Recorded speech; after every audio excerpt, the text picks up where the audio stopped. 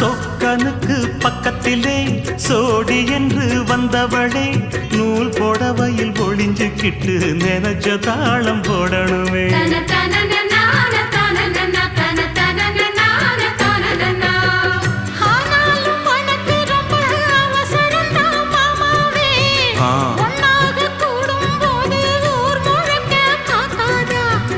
பார்த்தாலும் தவறு இல்ல பனியுறங்கும் ரோசாவே உன்னால சொத்த வச்ச மூக்குலதான் வைக்காதா.